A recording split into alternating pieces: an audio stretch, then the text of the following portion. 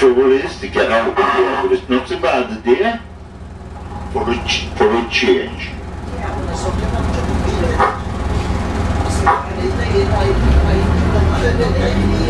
We're supposed to be running. This is supposed to be my last tour, but the manager has just said, just keep going.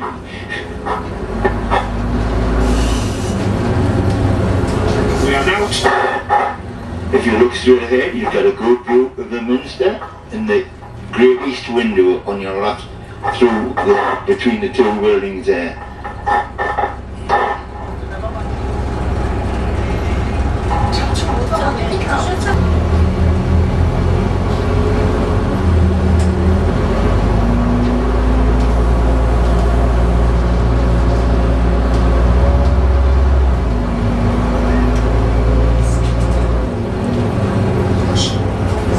The tower you'll see first is known as Robin Hood Tower. Looking above the walls to the right, you will see a conical shaped roof, and that is the chapter house of the Minster. This is where it was decided where the monies were to be spent in the city. The area covered in scaffolding is the Great East Window. It is the largest expanse of medieval stained glass to survive in England, and is the work of John Thornton of Coventry. Work taking place here now is a 10-year project, and it will cost between 21 and 23 million pounds to complete. That is why they're putting a charge on the Minster. Oh, there's my little girlfriend over across there, Louise. She used to be manageress here, and she used to be one of the best guides we ever had. I knew I would make her mad.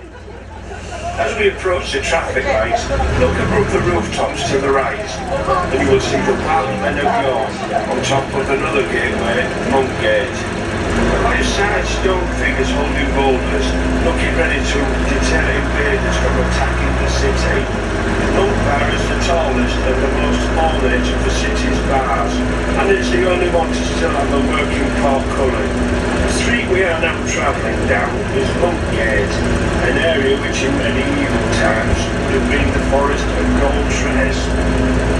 As we look to the right, number 44 is where the railway king lived, George Hudson. On the right hand side, at the end of Monkgate, is the Brigadier Gerard Pub. The racing fraternity in York named it after one of the best and most British thoroughbred horses of the 20th century, had won all but one of its 18 races, losing its final race on the Davesmire in York in 1972. On the left hand side, we are now following the line of the River Foss, the smallest of York's two rivers. Foss or fosse meaning ditch. It was because of the River Foss and Ouse that York proved such an enticing prospect to settlers and invaders. Not only could land be defended easily, but the economic benefits of having two commercial waterways were huge. Look to the right and you will see Sainsbury's car park. During its construction between 1982 and 1983, workers came across the remains of a Jewish burial ground. They'll find, given that up until 1177, it was illegal to bury Jews anywhere other than London. The Jews of York are known to have purchased this land in 1230 from the Dean of York Minster, so that they could establish their own cemetery. It is estimated that over 1,000 Jews eventually came to be buried on this site. 150 of the skeletons were found. They were reinterred further down at the car park. When the Normans arrived in 1068, William the Conqueror dammed the River Foss, rerouting the water to create the moat that surrounded the city walls and York Castle. The four set of shopping lights. You see that white building with a red writing on? That is where the city walls start again, at a place called the Red Tower. In 1982, was supposed to take a year to do it, but it took 2 years. For the simple reason, they found the the ends of a horse and soldier.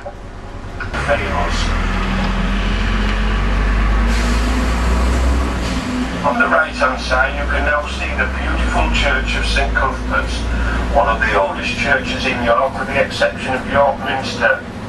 Dating back to 687 AD, many of the stones used in its construction actually date back to the Roman period. Notice, if you will, the small unusual door to the right hand side. This is the Devil Viking Museum, one of York's most popular attractions.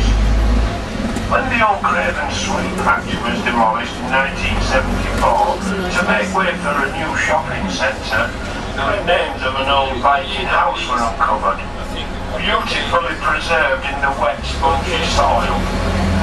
Some 40,000 artefacts were found on this site.